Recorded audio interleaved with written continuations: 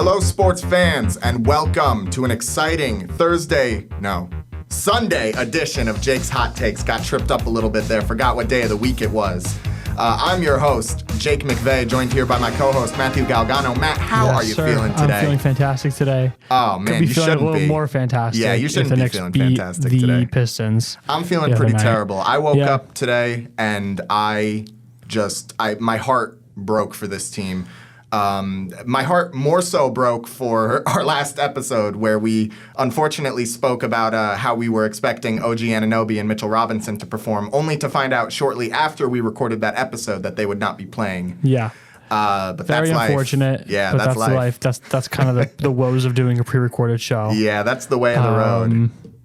But yeah, regardless of that, they lost. In a bit of embarrassing fashion, just because they were so injured in this game. Do you think this really matters that much because of that? No, not at all. I think that any Knicks fan that is really freaking out about this or thinks that this is a really bad situation to be in, I question your ball knowledge just a little bit if you're really upset about this loss. I think the thing that people need to realize is they can't panic because this is literally a game where PJ Tucker saw 30 minutes. Yeah, that's exactly. That's pretty much what you need to know about this game. Yeah, I mean, whether he should have played those 30 minutes or not, I feel like maybe he could have put Tibbs could have put Landry Shamet in for a little longer. Yeah, or even DeLon Wright getting a few more minutes. I know DeLon Wright's pretty deep on the depth chart, but I feel like he would have done better than PJ Tucker out there, getting a little more young blood going.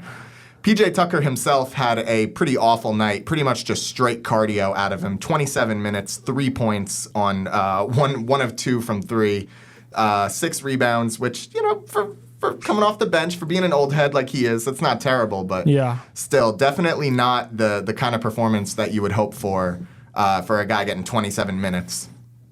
Matt, who is your standout player of the game? I mean, Cat was the only player to get above 20 points, so that's definitely standout. 10 rebounds, 25 points, double-double. That's like the average Karl Anthony Towns game. I wouldn't say it was particularly standout, but compared to everyone else, it was standout. I don't think Jalen Brunson played his sharpest ball of the season. Definitely not. Definitely not. He wasn't that great shooting. But other than that, it was just an injured night. Josh Hart was out. OG was out. I think this is one that we can chalk up to just the team was not at full strength, and that's it. It's a bit concerning considering that the Knicks have kind of stumbled down the path, losing to pretty much every single over 500 team they've played ever since the Hornets, besides the Bucks. They beat the Bucks, but that's it. I mean, they lost to the Clippers.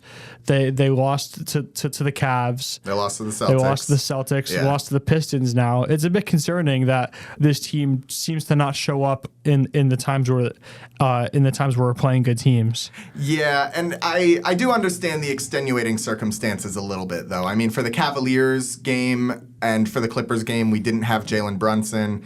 The Celtics game, Brunson, did we have Brunson for the Celtics game? I completely forget. Yeah, we had Brunson for the Celtics game. And, I mean, that was just, finding our flow. And that's Boston. At this point, I don't really expect us to beat Boston. I mean, it's just kind of how it goes. But, yeah, there were definitely some concerning things that I saw out of this game. One of them was not, however, one of them was not Precious Achiuwa, who previously I had dunked on a little bit. But, man, he played 40 minutes against the Pistons and ended the night with 18 points on 8 for 13 from the field. Sounds good, right? Yeah. But then you hear his 3-point shooting numbers and you have a little bit of a heart attack. 1 of 4 from 3. Precious, I love you. Maybe stick to posterizing Isaiah Stewart instead of trying to be Curry. That was a great play. Yeah, seeing phenomenal. Him posterize. I don't see why we don't see him do that more. Yeah, right. No, it was great, and I think it was a great tone setter. I thought that Precious actually did a good job kind of keeping the pace of the game and keeping the flow of the game. And that is really ultimately what I wanted to see out of him. We know that Precious is enough of an athlete to be successful for the Knicks. It's just a matter of whether he had those intangibles of, his ability to process the game on the fly and make adjustments and keep the pace going and keep guys in check.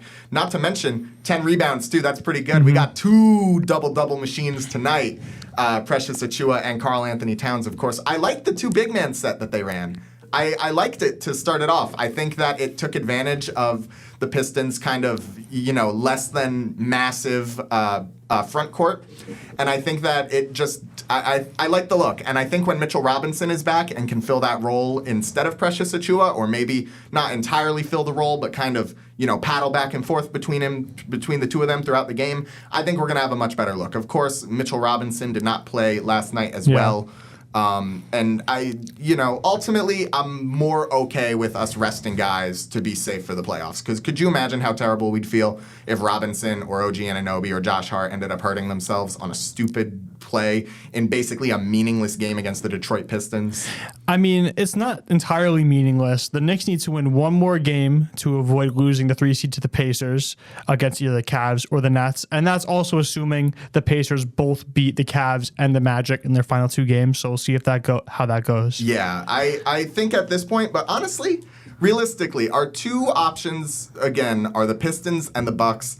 And I don't think we have a significantly higher chance of beating one of those teams than we do the other. Yeah. I think for very different reasons we have, there's very different reasons why there's not a lot of difference in like the margin of victory between these teams.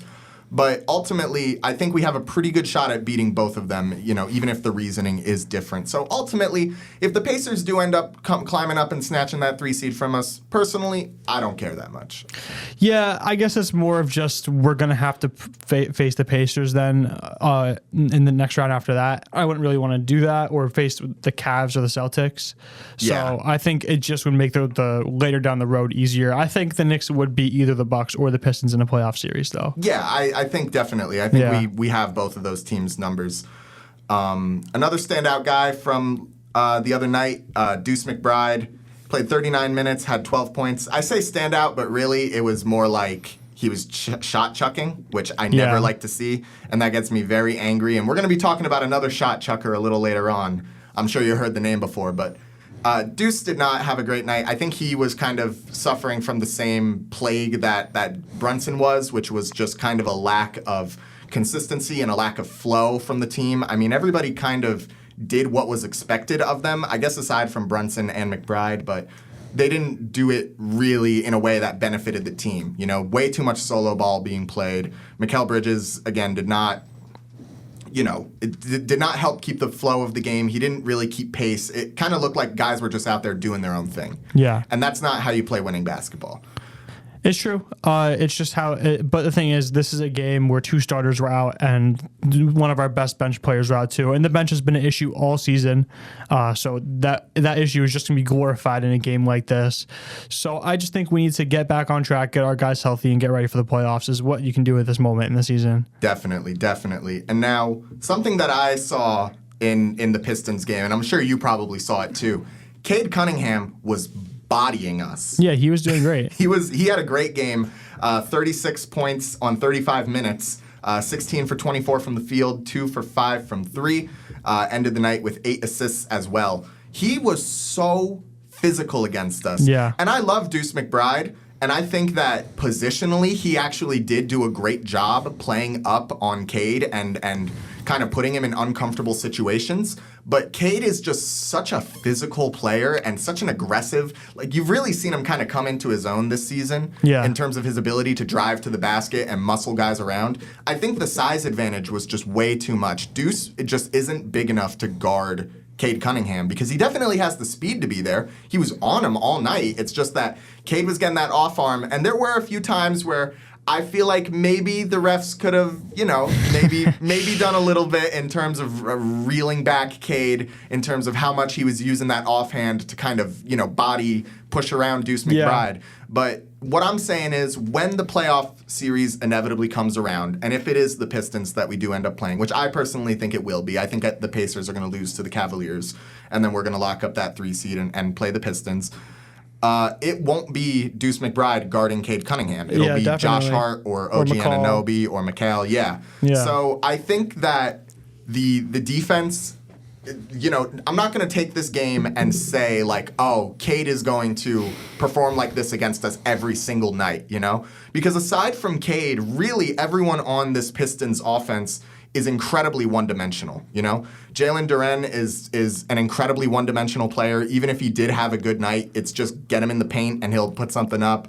Tim Hardaway Jr. is literally just Jalen Duren except for, shooting three-pointers. And it just... Cade is the only guy on the team that really has that layered scoring. So even though a lot of guys actually came in and dropped double digits, even, bums like Ronald Holland II and Malik Beasley were coming off the bench and putting up big numbers for the Pistons, I'm really not that concerned because I know that the offense is running through Cade. Cade is the floor general who's keeping everything on track. And I think that once OG or Josh Hart get on the court and start pressing him with a little more physicality and really start kind of, doing their work, not letting Cade just kind of go wherever he wants and do whatever he wants, I think that we're going to see this Pistons defense start to feel a little strangled. And that's ultimately what we want. I mean, that's why we have guys like OG Anunoby and Josh Hart is to go out there and find that physical mismatch that, a guy like Deuce can't necessarily cover and get in there and really put hands on him and make those guys feel uncomfortable. So the Pistons have 2 games the rest of the season against the Bucks, ironically, the team that they are in competition with for a seed. Do you think there's any chance that the Pistons win both of these games and then we face the Bucks? Because the Pistons would have to win both games against the Bucks in order for us to face the Bucks. I think that it's incredibly difficult to beat the same team twice in a row, unless there is a significant gap in terms of the talent. Yeah. But I think that the Pistons and the Bucks are so close in terms of actual roster talent. I think that it is, going to end up being the case that they're going to split, go 1-1, and then we're going to end up playing the Pistons. Yeah, I think that's going to be the case, especially since the Bucks are without Damian Lillard for seemingly the entire playoffs. Yeah. So I do think it's going to be the Pistons that will play, and this was a rough game against the Pistons this past game, but I think people just have to remember not to panic. This was a very injured game, an off game, and no matter what, still a 7-game series, I think we can get 4 on them. Yeah. Oh, yeah, absolutely. I mean, especially with literally, I would say our 3 best defensive players not being on the court. Yeah. I don't think there's really any argument that OG, Josh Hart, and Mitchell Robinson are our 3 best defensive players. You can put them pretty much in whatever order you want. Personally, I would say OG, Josh Hart, then Mitchell Robinson. Yeah. But indisputably, basically, the top 3 defenders on the court were not playing tonight. So if the game is, honestly, I'm surprised that the game wasn't even, further in favor of the Pistons. Mm-hmm. And, I mean, that's just really where it's at. One last thing that I do want to talk about, though, is going to be Landry Shamet. Why on earth did Tom Thibodeau pull Landry Shamet? I have no idea. It really doesn't make sense to me. That dude was looking like he was on fire, and he was getting that physicality into it, too, There were some fans chirping him from the bench, and he went out there, hit a big-time three-pointer, and immediately started getting into it with Pistons players. Because that Pistons team, they came out looking hungry. They came out looking fierce. And Landry Shamet really seemed like the only guy that was out there matching that energy, at least in terms of, like, the aggression, kind of showing your muscles, kind of, playing that alpha role. And then Thibodeau pulls him. It's like, what? It's like, let him feel himself. Let him get out there and do some work. He had a good shooting night. He went 3 for 4 from the field, 2 for 3 from 3. I guarantee you he could have hit at least 2 more threes by the end of the night. Yeah, I don't really understand that. Maybe it's just to see what PJ Tucker could have or what effect he could have on the offense going into the playoffs. And essentially an almost meaningless game. Yeah. I could see that. But also, I just think they should have let him play more. Yeah. And don't get me wrong. I like PJ Tucker for what he represents for the team. But when I heard that we were signing PJ Tucker, my thought was not, oh, yeah, this guy's going to be getting a lot of minutes during the playoffs. This is going to be the missing piece that we need. When I look at a guy like Landry Shamet, a guy that can play with that aggression and play with that physicality and actually hit his shots, that is who I want getting minutes in the playoffs. Yeah. And we're going to be talking about that a little bit later. I guess that's a little bit of a spoiler for a future segment. But when we get back, we're going to be talking about the Knicks' final regular season matchup against the Brooklyn Nets. And then we're going to be talking a little bit about the playoff rotation, who we think should be getting a lot of minutes. So make sure you stick around for that when we get back on Jake's Hot Takes, only on WGNY 1220 94.5. News Talk Sports. Thinking about remodeling your kitchen or bath? Wayne's Way Wholesale Cabinets has a great selection of all wood cabinets in the styles and colors to make your remodeling dreams come to life. Go to wayneswaycabinets.com for more info. Wayne's Way Cabinets, 1829 South Road, Wappingers Falls. Call 845-280-0880. Stop by and talk to Wayne today. You'll be glad you did. CDS Auto and Truck Repair is your 5-star one-stop shop for all your vehicle's needs from A to Z, offering full vehicle diagnostics. Towing is available, and they now offer fleet service. CDS Auto and Truck Repair. Call 845-563-9987. That's 845-563-9987. CDS Auto and Truck Repair, 2917 Route 9W, New Windsor. You've long known that Newburgh Auto Spa on Route 17K utilizes top caliber products and the latest technology to give your vehicle the proper maintenance it needs. Whether it be a computerized soft cloth car wash, detailing consisting of a comprehensive bumper-to-bumper cleaning of your entire interior and exterior, or a fuel-efficient oil change from a trained technician, Newburgh Auto Spa is the place to go. Now, Newburgh Auto Spa is a full-service automotive center. That's right, Newburgh Auto Spa now offers tires, brakes, rotors, tune-ups, alternators, and more, all with the same professionalism and quality you've become accustomed to.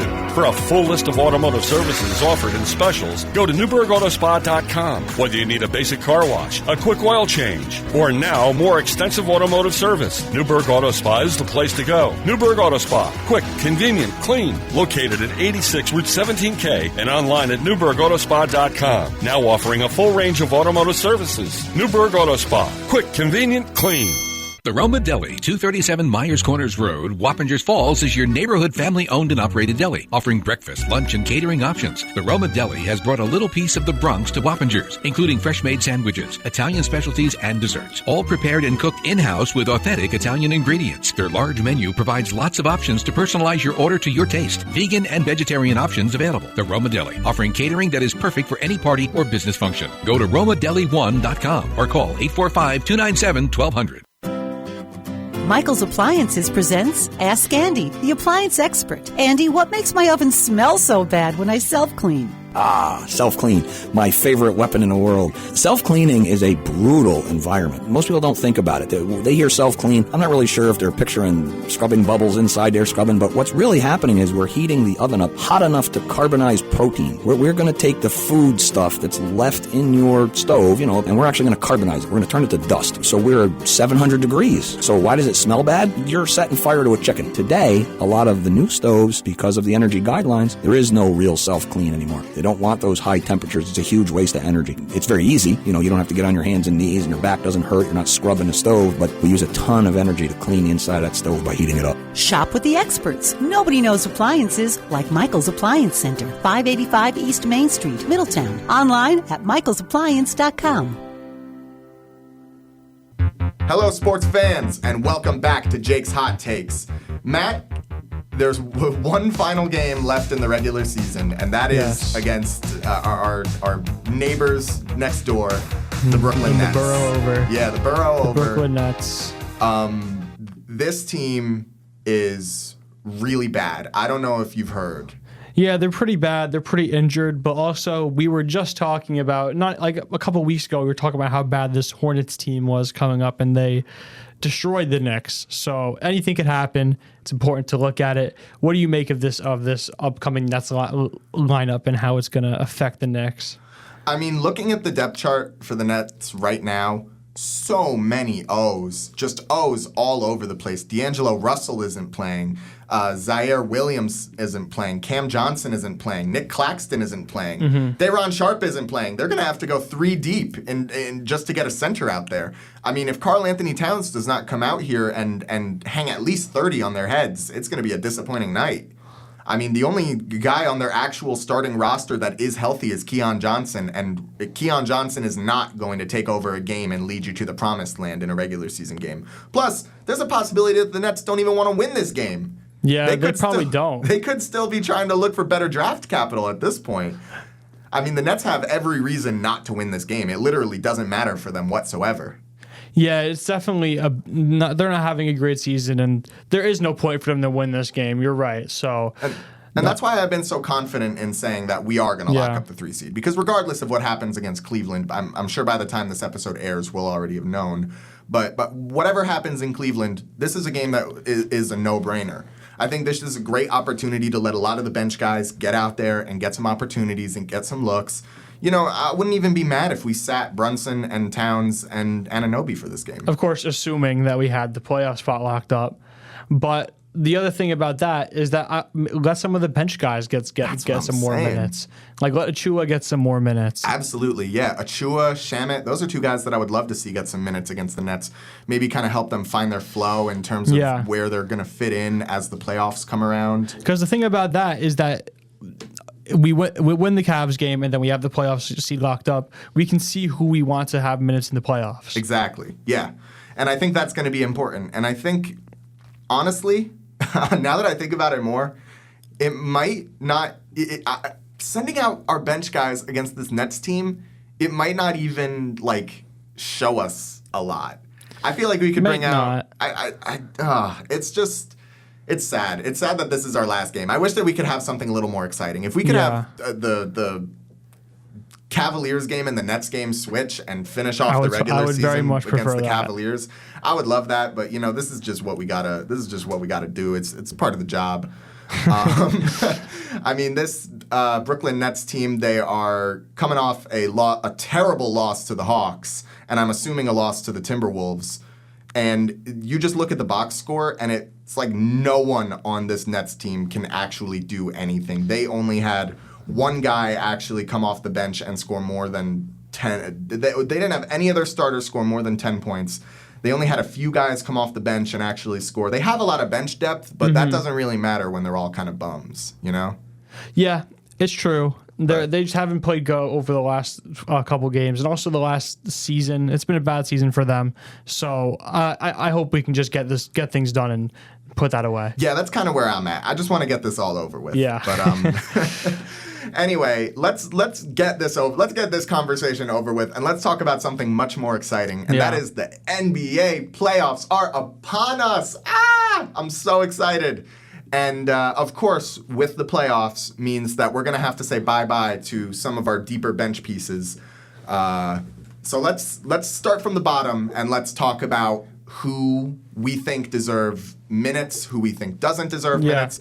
And I'm going to start off with kind of the gimmies. And that would be, of course, Tyler Kolek and Pacome Daddier, who Pacome Daddier has been off of the active roster for a while. They sent him down to the G League. And he actually had some decent performances in the G League, but now he's back on the main roster, and I don't see the point. I don't think he's going to see any minutes. I don't think Kolek is going to see any minutes. They're just too young. They're too rookies. Young. They're both developmental, and there's no reason to give them minutes in the playoffs. You want your minutes to go to the other guys on your team that you actually want to be there. Absolutely. So no, I don't think either of them should see should see minutes. And if they do see minutes, it's a bit of an issue because that means that we have an injury. Yeah. If they do end up seeing minutes, that's definitely a problem because there's at least 5 point guard or 4 point guards on the team that should be starting before we see Kolek on the court. Yeah. So if we end up getting 4 deep like that, that's going to be a real problem. So what do you think about DeLon Wright? What should I do with him?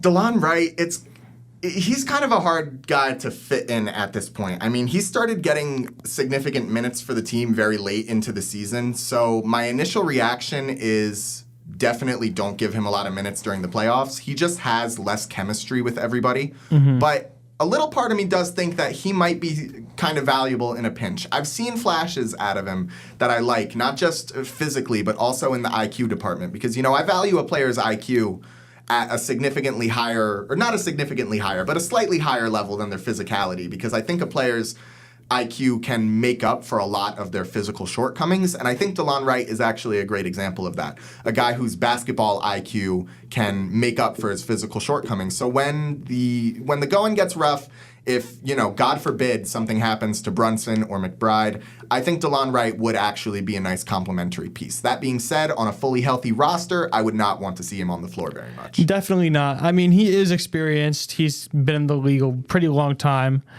So there's definitely that. I'd rather see him over someone like Kolek just due to that. Naturally. But definitely don't want to see too much of him.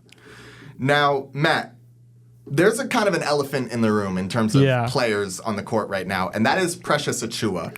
I'm not exactly sure what to make of him, and I want to know what you think. So Precious Achiuwa, I think he was one of the more standout performers against the Pistons, and I think that's definitely something to look out for, especially because we are most likely going to be playing the Pistons in the first round of the playoffs. Right. So I honestly, against the Pistons, I would like to see him take a bit more minutes up, let him get more opportunities to be physical like he was in this game, and then if that doesn't work out, you can always make some adjustments and give someone else some more time. So, but he's someone I actually would like to see more of, especially against the Pistons. Yeah, and I'm going to kind of tie this conversation into Mitchell Robinson because Precious Achiuwa actually played 40 minutes, and that is something that Mitchell Robinson has not been able to do in all of his time back. I know that he came back from a pretty serious injury, one that, had him, on crutches for an entire offseason and a majority of the regular season. So obviously there's some issues there, but I think if Precious continues to show this kind of surprising increase in his level of play,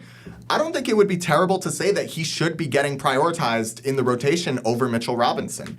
Just because, Mitchell Robinson obviously fits in a lot better in terms of his chemistry with a lot of the guys on the team, but Precious is playing better, plain and simple. Yeah, the Big Sneeze is playing pretty good. Is that what they call it? Is that what they're calling Precious? That's what his basketball reference name says, the Big Sneeze, the Achiuwa.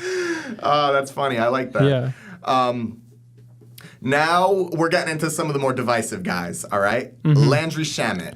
Landry Shamet. See, I'm not as big as a Landry Shamet guy as I know you are. I'm a big Landry Shamet guy. I'm not that big of a fan of him. I just think if we can get someone on the court that has a bit more physicality like Precious, it will be more beneficial to our team.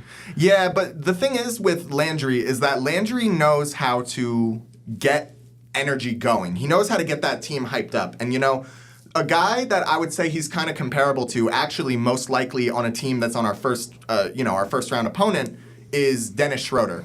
Dennis Schroeder has never been the guy who's going to go out there and, drop 35 and have a great efficiency. He's the guy that's going to go out there, put up a few shots, and if they somehow manage to fall, he's going to get that energy going. He's going to get the crowd hyped. He's going to get the team hyped. And, basketball is a game of runs. And Landry Shamet is a guy that I think can very easily manufacture a run. And sometimes a run can be the difference between a loss and a win. I mean, you look at even the game against the Pistons, where we had a couple runs in the first half, and then someone, I'm not naming names, I'm about to name some names, had a couple messy turnovers, had a few messy plays, and then the Pistons managed to work their way back because they actually managed to put together a string of runs while the Knicks were having failed opportunities. So Shamet is a guy who, he's not going to, floor general your offense. He's really not going to be a commander-in-chief, but he is going to go out there and put up some shots, and sometimes that's exactly what you need. I think he should be the guy that gets the most minutes off the bench out of everybody, except for maybe Deuce McBride. Not even Mitchell Robinson? I think Mitchell Robinson deserves a little more minutes than Shamet. No, Mitch has been unreliable this season, and in the playoffs, we need reliability. As long as Shamet can, get 18 to 20 minutes, go out there, go 3 for 4 from the field, 2 for 3 from 3, that's a perfect night. That's all we're going to need out of him. And that is something that Shamet has shown that he can do night in and night out. It's not like Shamet really has a lot of games in recent memory where he's done a lot on really poor efficiency. Like, he's a pretty efficient shooter, and in the minutes where he's on the court, he's getting the energy up, and I think that is going to be very important come playoff time, especially in the home games. I mean, getting that kind of vibe going can completely turn the tides in a home playoff game. Now, last guy I want to talk about is Cam Payne. I don't think Cam Payne should be seeing the court very much. I don't think so either, especially if you're going to put someone like Achiuwa out or you're going to put someone like Landry Shamet out. I just don't think there's much space for him in this time. Maybe in a game or two, and if Achiuwa and Shamet aren't doing well in the games against Detroit, we can see him get some minutes, but I really don't think so. Yeah, and I kind of want to. I'm kind of leading this into a different conversation that we're going to talk about after the break. But for now, I'll leave it at Cameron Payne plays a style of basketball that is contradictory to what the Knicks need from him. Yeah. He's not a bad player. It's just his style. And I'm going to elaborate on that a little bit more. Obviously, the big five should be getting their minutes. Jalen Brunson, Mikal Bridges, Josh Hart, OG Anunoby, Karl Anthony Towns, Adoy. I referenced earlier and spoke a little bit about the campaign problem that this team has. And I'm sure anyone that's been watching Knicks basketball recently will tell you that this team does indeed have a Cameron Payne problem. And in order to talk about this, it's first very important that we define what the campaign problem is. And it's just the discrepancy between what campaign is expected to do on the court and what campaign actually does on the court. Yeah. The main issue is that campaign is expected to be a shooter. That is his primary, job. But it's also his responsibility to facilitate the offense a little bit. Defenses know that he is going to take any look that you give him. So the expectation is that defenders will, make efforts to not give campaign those open looks, in which case he can facilitate an offense through those open looks, creating passing lanes, getting guys open looks, things like that. Campaign does not seem to have any intentions of actually assisting the team in facilitating the offense. You've seen it, right? Yeah, but I feel like Campaign is a sneaky, capable. He's streaky, but he's kind of a capable shooter. I think the conversation around Campaign's shooting ability is irrelevant to the actual problem that he possesses, because I do think that there's a conversation to be had there about Campaign's actual skill as a shooter, which I am not as sold on as everybody else seems to be. I mean, you look at his shooting splits against Detroit, and he was 3 for 8 from the field. And to me, that is just 5 completely wasted possessions that Campaign just couldn't capitalize on. And then you look against Boston, 3 for 7 from the field. Again, and I know I'm being very harsh on him, but it's just the fact that he doesn't do anything else on the court to actually assist the team. It's like, yeah, Karl Anthony Towns puts up a lot of shots. Yeah. And Jalen Brunson puts up a lot of shots. And those guys, sometimes they have really inefficient nights where they'll be shooting like 30 or 40% from the field. But they make up for it in other ways. Jalen Brunson makes up for it for his ability to facilitate the offense, and Karl Anthony Towns makes up for it for his ability to rebound. The thing about the Knicks and Cameron Payne, though, is I don't think that they have too much trust in any other bench player to be put in the position that they put Campaign into. Yeah, and I see where you're coming from on that front. I do, but I think that with Deuce McBride coming back from injury, I know that Deuce also has some issues with shot chucking. But I think that Deuce kind of is understanding his role on the team better than Campaign is. It's not a rec gym. We're not here to shoot around and just try and get the open look. Deuce actually seems very interested in his ability to facilitate the offense and create opportunities for guys. Granted, in Detroit, he didn't quite do that. I mean, he had a horribly inefficient night, 5 of 18 from the field and 2 of 10 from 3. Just like pitiful numbers, really. The thing that's interesting about Campaign and his minutes, though, is that against the Pistons, for example, he had 15 minutes, and in that time he took 11 shots. That's a decent amount of shots. I think their fix to this issue is to take down his shots and his number of shots, and then give those to other people who could make them. Well, that's really the main problem, is that when he's on the court, Cameron Payne isn't allowing those opportunities to fall to other people because he trusts himself above all people, which I guess is a good mentality to have, but it means that he's ending the night going 3 for 8 or 3 for 7, because I don't think I really trust his shooting ability as of late. And the fact that he's taking up volume from other guys like Mikal Bridges, who realistically should be getting more than 10 shots in a night. I think he should be. If Precious Achiuwa is putting up 13 shots in a night, Mikal Bridges should be putting up more than 10 shots in a night. And I'd say the same thing for Landry Shamet, who is, I think, a significantly better shooter. He's much more of an efficient scorer than Cameron Payne, and the team does not seem to know how to capitalize on him. I mean, when he gets hot, Tom Thibodeau just pulls him out of the game and sits him on the bench. It's like, what, Tom, you sweating? it's like this guy's on fire right now, and they just can't do anything with it. So, and don't even get me started on the defensive aspect of things, because Campaign is not a great defender also. So when your main thing is putting up shots and helping the team facilitate the offense, and you're putting up the shots, but you're putting up inefficient numbers and you're removing opportunities that other guys should be getting, I have a problem with that. And that's why I personally think that Campaign shouldn't be getting minutes in the playoffs. I can see that, but what do you think is the solution? What should his role be reduced to? His role should be reduced to exactly how he's playing right now. If he's going to continue playing like a player whose only concern is to put up threes or take his shots, then let's do that for him. Instead of subbing him in as the point guard and expecting him, let's get him out there in the same at the same time as Brunson or McBride, and just kind of feel that kind of look out. But right now, I see Campaign come out on the court, and I'm just concerned. I mean, Detroit got so many free opportunities whenever Campaign was on the court to work this way back. We thought we had this game in the bag at halftime, and then all of a sudden Detroit comes walking back, and it's no coincidence that is when Campaign started getting his minutes. Yeah, but I also think that of the role players on our team, he's one of the role players that has more playoff experience than the rest of people on the team. Yeah. In 2021, he went to the finals with Phoenix.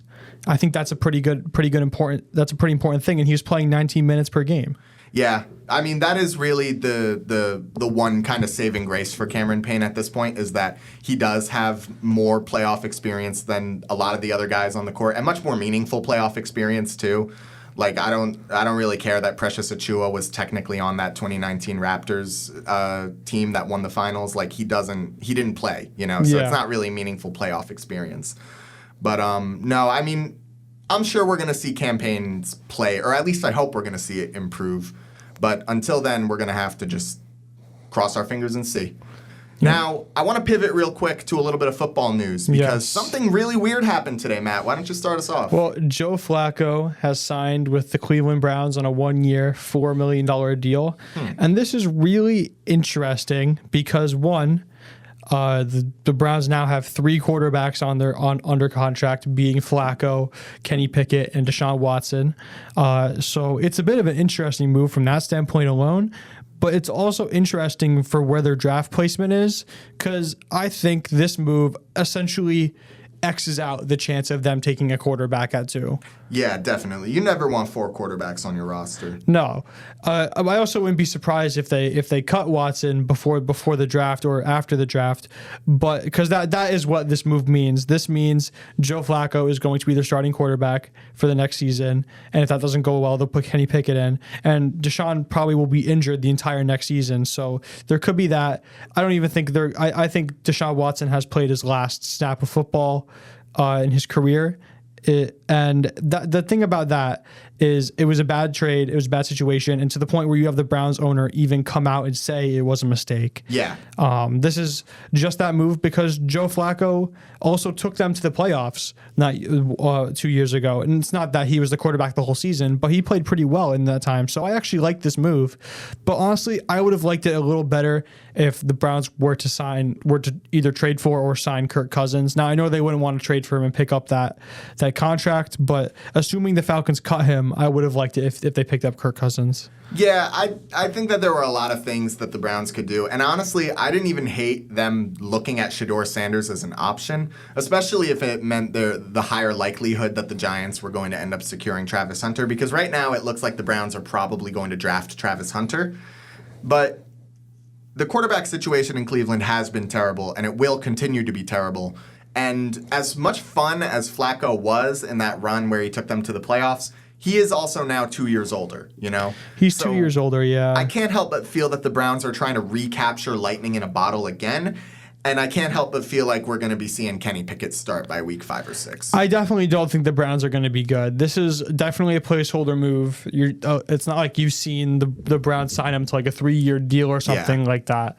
But I think this represents a reset point in the Browns' philosophy They want to dissociate themselves from the entire Deshaun Watson era, and which is good. They should want to do that. They shouldn't have even traded for him in the first place. But hindsight's 2020. They want to move on. This is their first step to that. Yeah, definitely. I mean, do you think that the Deshaun Watson trade was the worst move in all of sports? Yeah, I really do. I mean, not only the off the field stuff, which I don't think we'll get too much into, but no, definitely not the off the field stuff. But on top of that, he just wasn't good. And before they traded him, even before they traded for him, he sat out an entire year in Houston because he didn't want to play. And it's just character concerns on top of not playing an entire year. And then on top of that, he got a suspension after that. And then he didn't play well, had 2 back-to-back season-ending injuries. It's just bad thing on bad thing on bad thing on bad thing. And on top of that, they gave him the biggest quarterback contract in history, $260 million guaranteed to this guy who played like 17 games for them and didn't even play good. I think he probably threw for less yards than.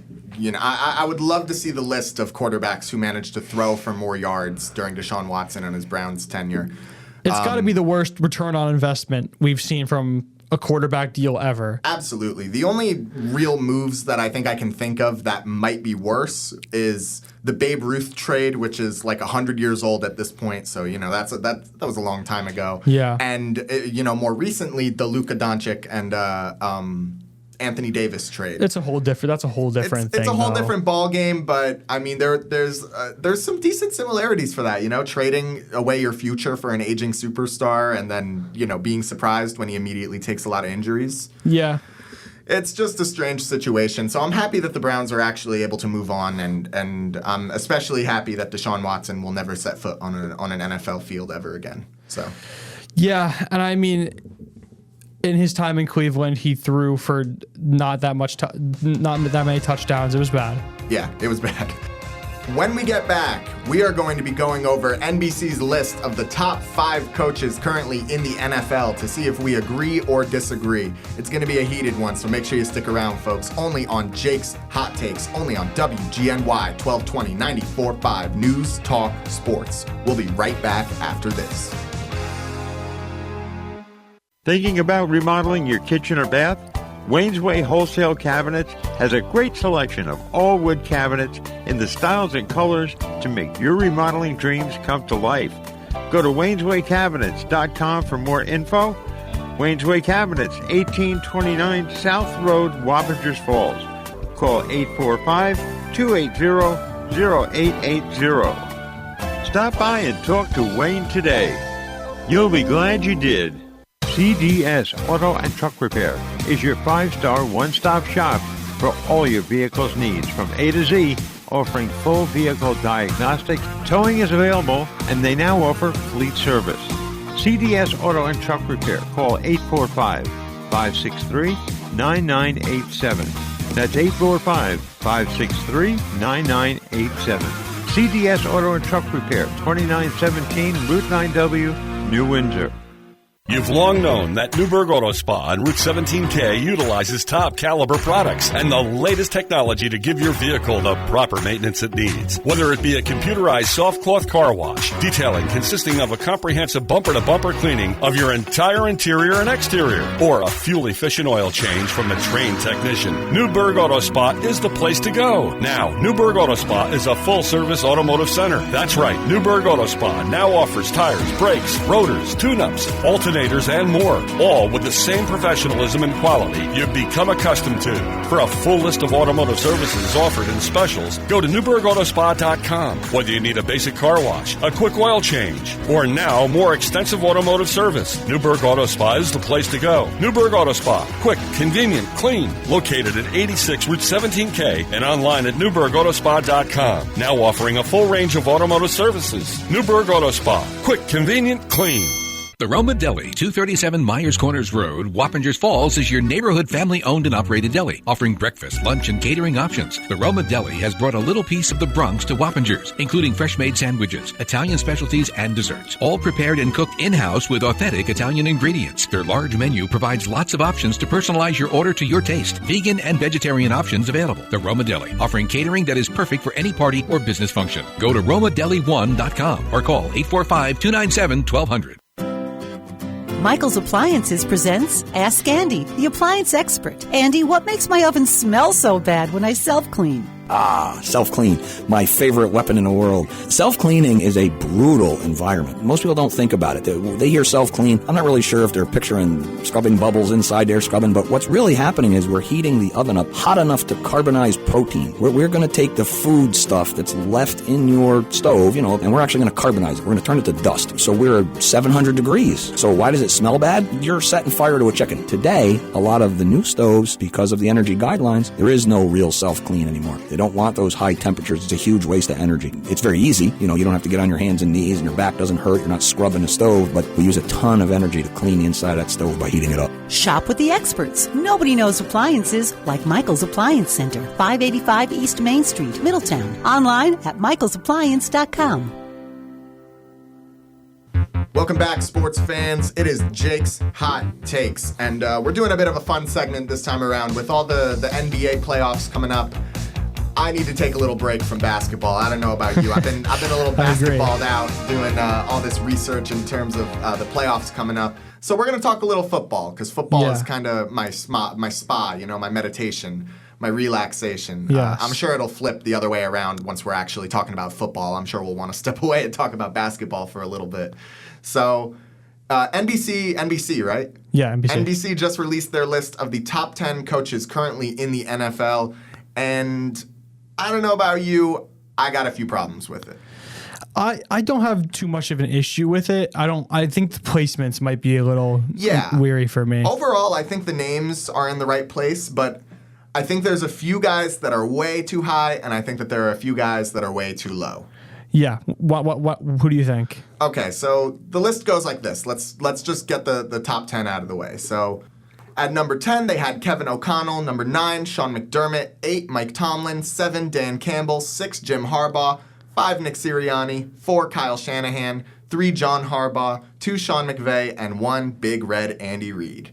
Now, my first thought on this list is, why is John Harbaugh as high as he is over some of these other guys? Yeah, I disagree. I disagree. I think Kyle Shanahan should be higher than John Harbaugh. I mean, John Harbaugh hasn't been to the Super Bowl in eons. A decade. I think John Harbaugh should be in the 5 spot below Kyle Shanahan and below Nick Sirianni.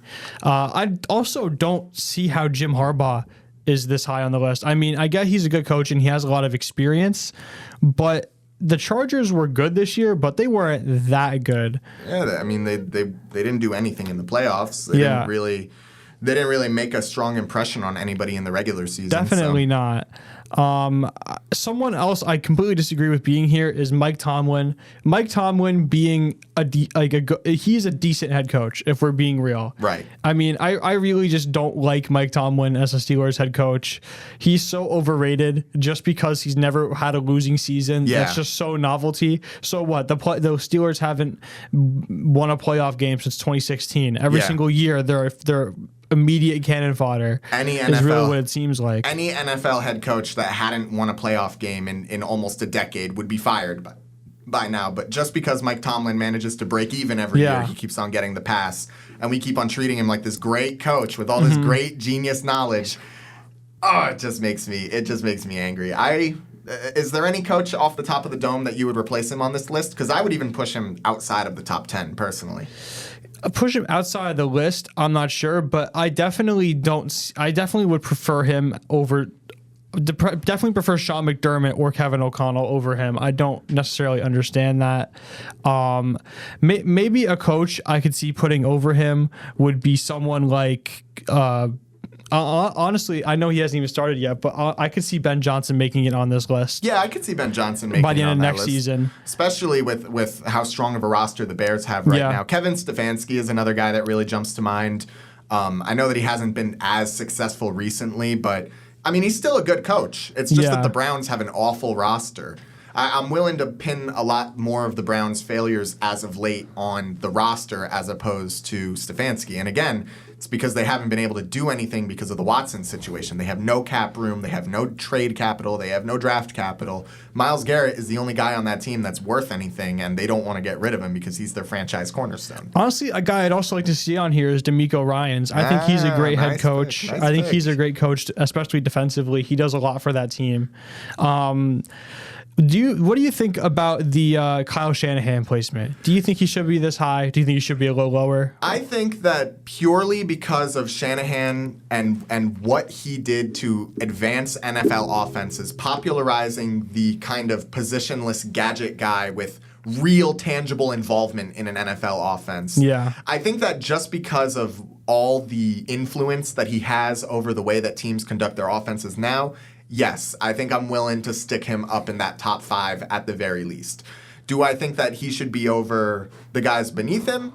Yeah, I actually do. I think 4 is a great spot for him. I think there are 3 coaches in the NFL better than Kyle Shanahan, although I don't think John Harbaugh is one of them. So who do you think is better than him? It's Dan Campbell. You think Dan Campbell is a better it's Dan coach? Campbell. What are we talking about here? Yeah, I guess it could be, but honestly, I think Dan Campbell has a bit of a issue when it comes to decision making, and I think that's his biggest weakness. Look, the truth is, every coach has a problem with decision making if the decisions don't work out, you know? Yeah. Dan Campbell is a guy who has always benefited from his risk, and people say, well, oh, you know, he makes risky decisions and they don't work out sometimes.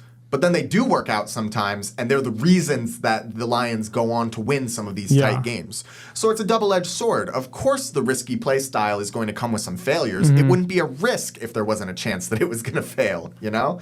So I think that just because... And you can't talk about Dan Campbell without talking about how he's influenced NFL offenses too.